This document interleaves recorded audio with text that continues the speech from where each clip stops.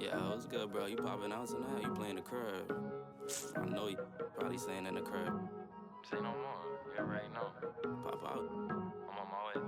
Never stop, never settle. I got Henny all in my cup. I'm on top, I'm on a level, yeah. I'm trying to get to the back. Got it on lock, got it on smash, yeah. She tryna holler what's up. I'm with this how it is, yeah. When you on your way up. Got that one though.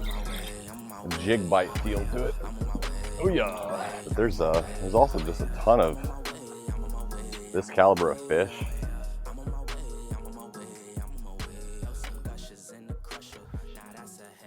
What's up, fisher people?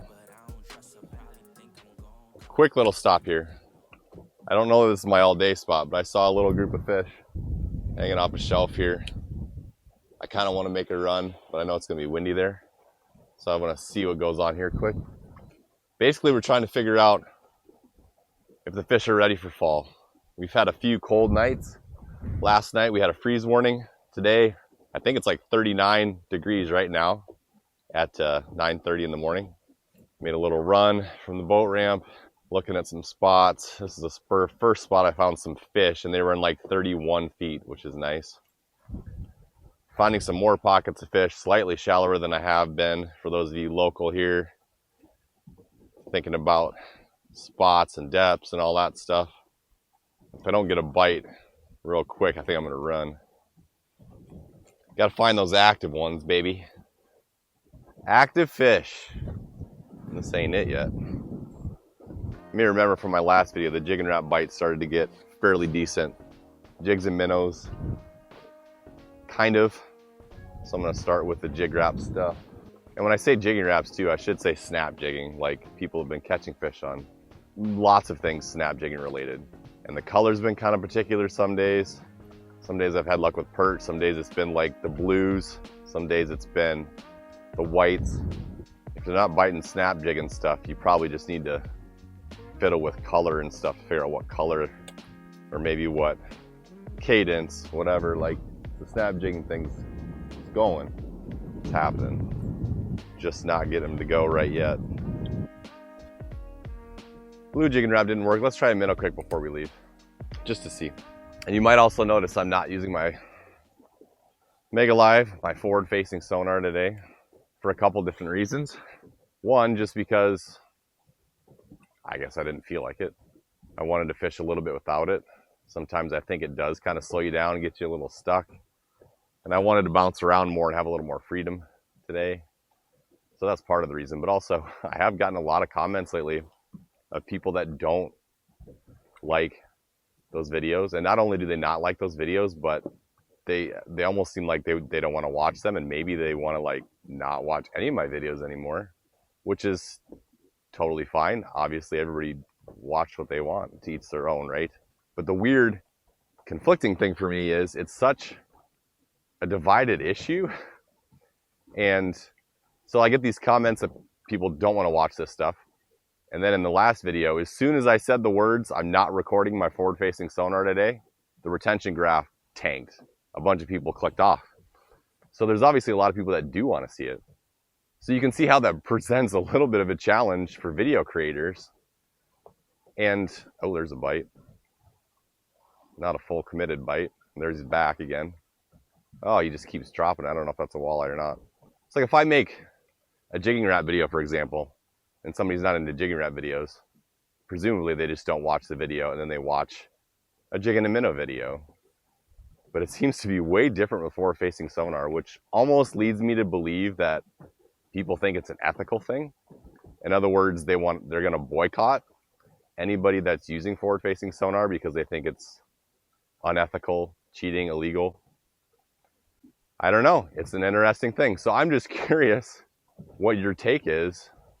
Do you like forward-facing sonar videos? Do you not really care? And why? And if you don't like them, is it because you just have no interest, it's not applicable to you, or do you find that it's unethical and you refuse to watch anybody that uses it because you think you're supporting a cheater? I don't know. Also, I did come out yesterday. I did catch a few nice fish, not a ton. So I'm hoping to kind of expand on that. I had a fat 21-ish incher and a super chunk smelt bellied 23-ish inch fish and a decent sauger and another small one. But I was kind of stuck hiding out of the wind. It was a little worse yesterday, but we're starting to get some nice fish to go. One of those was on a dead stick minnow, the others were on jigging wraps. So I think that thing, look at that. It almost felt like a smallmouth bass kind of thing. I'm gonna move around a little bit and see if we can't get into something good and see if that fall bite thing is really starting to develop. Our water temps were kind of steady at 65. Now they have dropped to 62, 63. So a little bit of movement has encouraged a little bit of fish activity and a little bit of fish moving shallower. Shallower being like 30 to 35 feet in pockets. So that's what I'm gonna try to find, is at 30 to 35. There's still plenty of fish in 40 to 50. We catch some deep fish and keep some fish, great. See what we can put together. I'm gonna stop talking, go looking. Let's do this.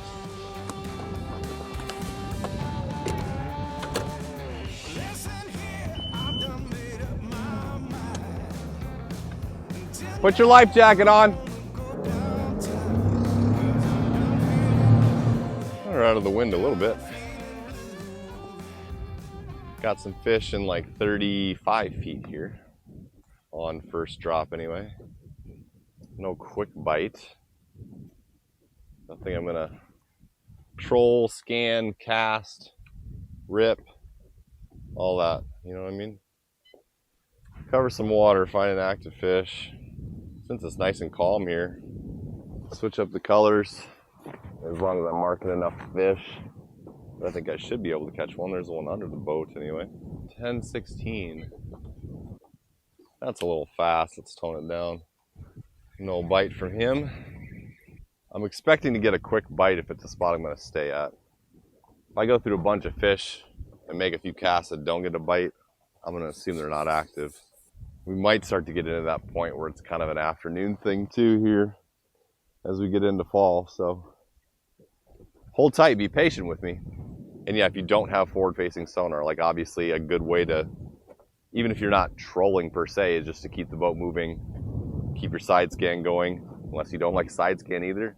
I mean, that's another weird thing to me, right? Like, what's the difference between forward-facing sonar and something like side scan? Is side scan cheating? I don't know. We didn't have side scan a while ago. Trolling, looking for marks underneath, marks to the side, see what's in the area. So far I saw those few quick marks and nothing since, so I'm not bothering to do a whole lot of casting. But that's a way you can fish without forward-facing sonar, right? You know, there's fish in the area, and then just kind of fan cast, spread it around. Drag it behind the boat, drag some jigs, or troll. If you like trolling, that's great. I do a lot of trolling, especially for guiding. It's a great way to catch fish. Nothing wrong with a little troll. Not internet trolling. Nice little pod here in 35. Multiple targets anyway. Not getting any action. Switch colors, switch to minnows. You buggers. There should be something you'll bite, right? It's not quite total lockjaw fall transition time anymore, you know? You should bite a little something. Hyper rattle? Haven't used a hyper rattle yet this year, I don't think. It's getting to be that time, you know? Hyper rattle could be good. Are they still down there? Not right now. Pitch out a little bit in case they're just slightly off to the side. You know, if I had a MegaLive, I'd just turn it around and see where they go. Like, don't you ever just get that urge if you don't have a MegaLive? Like, you saw some fish, you knew they were there, then they disappear, and you're like, I wish I knew where they went. It'd be so handy if I just had something to just look to the side of the boat and see. And of course, side imaging looks to the side, but it's such a thin beam. So they have to go right in that narrow beam on the side of your transducer before you see them. If they're not moving right through there, you don't have a clue where they are. I presume it's the fact that you can see the fish moving and watch the reaction to the bait that's what people think is cheating. But even if you can watch them follow, like, you still have to figure out what they want. Hyper rattle's not getting it done either. And go back to a minnow and try that. Picky fish this morning. Picky fish. kind of thinking and hoping it's just the cold thing. I think the cold will make for a good bite eventually. And it's not like, I mean, what we really need is, 58, 55 degrees or something. But sometimes you just get a little bit of a cold night, and that next day when the lake drops a degree or two is just a little bit better, It's not like it's on fire yet, but it just perks them up enough to make a change. That's what I'm hoping for. Just a little bit of a difference in their attitude. But it might take till later in the morning or afternoon before that happens too. But our best windows have kind of been like 10 to noon, so it's 10:25. I want to get on something quick, take advantage of that window, and then we've had like a 1 to 3 kind of window. So in the back of my head, I'm kind of like, I want to make sure I'm on a spot where I can hook a fish, because I feel like they should be biting somewhere right now. I don't like the fact that we haven't really got a good bite yet. All right, there's 2 under the boat right now. We got the minnow down there. Be a good test of a minnow bite. If they don't bite the minnow, I'm out of here. Or at least scooting up further to see if I find a bigger group of fish. Seems like a hard denial so far. Oh! That was a pike. Bye-bye.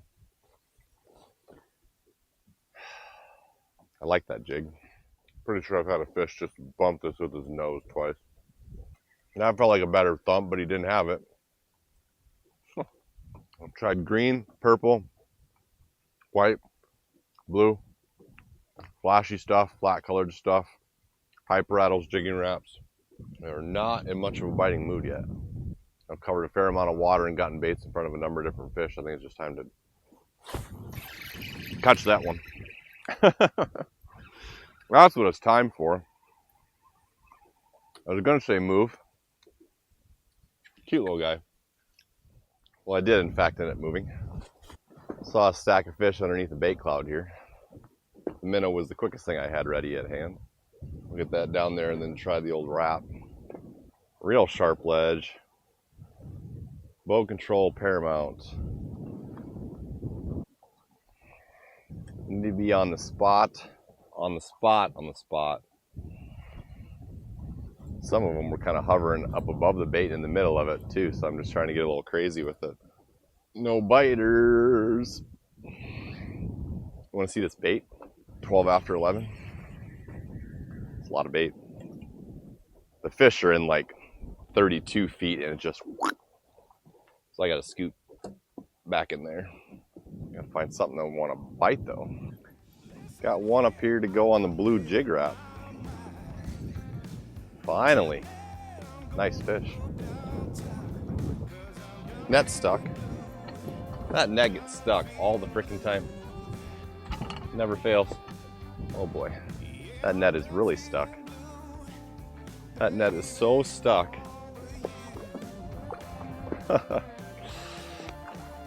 This fish might get off. Nope, got him. I gotta get that net laid out. That's just dumb. Just dumb. Might be a good fish to eat, eh? Nice fat 20-er. 35 feeder. Okie dokie. Maybe we got something to work.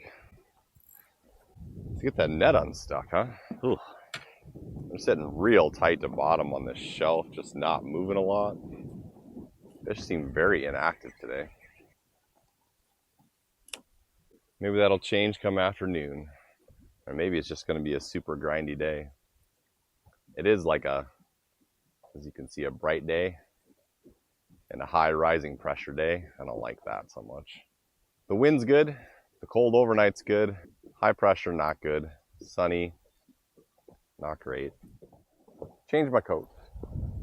That'll get them going. Just had a pot of like 4 or 5 of them here. So I thought maybe a little congregation, maybe a better chance. Drop quick. Then I might just get out of here. Most of them were sitting about right there. There was one as I swung around with the back end of the boat that looked really nice. It was a nice sizer. I like nice ones. Like the last one we caught. That was a nice fish. I also like the kind that bite. That's my favorite kind.